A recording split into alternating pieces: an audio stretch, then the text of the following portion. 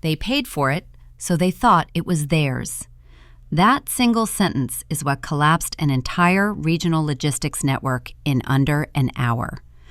I'm telling you this story because it exposes a mistake executives keep making, confusing access with ownership. And if you stay until the end, you'll see exactly how one email, one switch, and one contract clause forced a room full of executives to surrender without a single argument. The question is simple. What happens when a company fires the person who actually runs their system? Justin Wade walked into the conference room wearing Italian loafers and a watch worth more than my rent. He didn't shake my hand, didn't look at me, just glanced at the nameplate like he was checking inventory. I'm Isabella Rhodes. For 4 years, I'd quietly been running Trident Regional Transport's entire routing and traffic coordination system. Not supervising it, not advising it, running it. When I arrived, their operation was collapsing. Missed deliveries, gridlocked docks, failed state audits. I rebuilt everything from the ground up.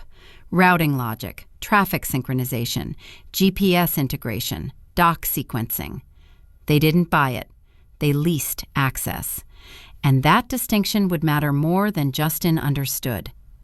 But Justin didn't read history. He read spreadsheets. And spreadsheets told him I was a recurring expense. Justin's first email wasn't a greeting. It was about vendor expenditure optimization. Then came the request.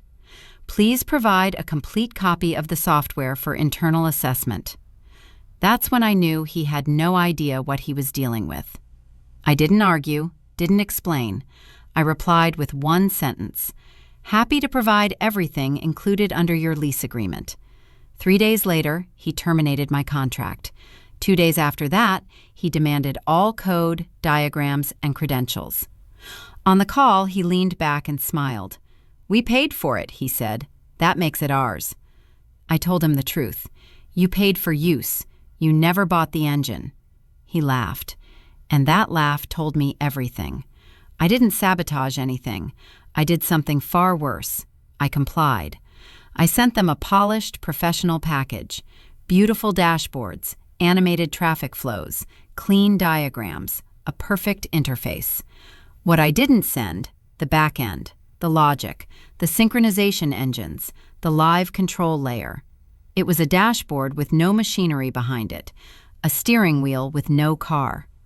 Then I walked to my usual coffee shop, opened my laptop, and flipped one switch. Suspend node synchronization. No alarms, no crashes, just silence. The system froze in place like a paused heartbeat, and Trident didn't notice, at first. Quick pause. If you enjoy stories where arrogance meets consequences, hit like or subscribe. You'll want the next one. 5 minutes in, traffic signals stopped adjusting. 10 minutes in, docks fell out of sync. 15 minutes in, trucks idled where they shouldn't. Dispatch dashboards still showed green, but reality was drifting. By minute 30, it was undeniable. Gridlock, missed windows, data corruption, emails flooded in, then phone calls, then panic. Justin called. I declined. Again. They were trying to operate the system using the demo file I'd sent. They were literally running their network on a simulation. That's when I sent the email. Emergency reactivation offer. Triple rate, prepaid, 72-hour window, no negotiation. Silence followed. Then, surrender. At 3:47 p.m., I joined the emergency executive call. Justin was silent. Legal tried to negotiate. Operations admitted the truth. They were bleeding contracts by the hour. I said one sentence. You removed the pilot mid-flight. This is the cost of landing.